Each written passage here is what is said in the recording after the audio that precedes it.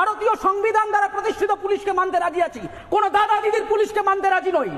পুলিশকে এই চিঠিকে প্রত্যাখ্যান করতে হবে, এই চিঠিকে প্রত্যাখ্যান করে প্রেসের সামনে এসে অনুব্রত মণ্ডলকে ক্ষমা চাইতে হবে যে এই পুলিশ কোন দাদা দিদির পুলিশ নয়। রাজীব কুমার চাকরি করছেন কোন দাদা দিদির বদান্যতায় নয়, রাজীব কুমার চাকরি করছেন ইউপিএসসি পাস করে এসে, রাজীব কুমার চাকরি করছেন এই পশ্চিমবঙ্গের 10 কোটি মানুষের সুরক্ষা দেওয়ার দায়িত্ব রাজীব কুমারের। কোন দাদা দিদির বদান্যতায় তিনি চাকরি করছেন না, নিজের যোগ্যতায় চাকরি করছেন।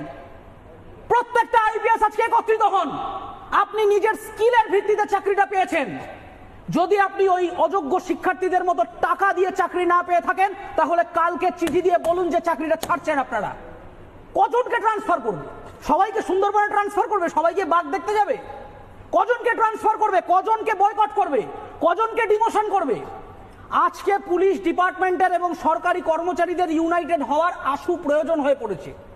এই পুলিশ ডিপার্টমেন্টের বোঝা উচিত যে আজকে কেবলমাত্র প্রমোশনের লোভে, কেবলমাত্র পোস্টিং এর লোভে আমি কোন থানায় পাবো, কোন জেলায় পাবো, কোন শহরে পাবো, কলকাতায় পাবো না গ্রামে পাবো, এই লোভগুলো দেখাতে দেখাতে আজকে এমন জায়গায় চলে গেছে যে একজন ইন্সপেক্টর ইনচার্জ রাজীব কুমারের মতো একজন one of the most efficient cop, তার স্ত্রীকে কিংবা তার মাকে ধরে এই ধরনের কথাবার্তা বলার সাহস পাচ্ছে একজন তিহার জেল খাটা আসামি।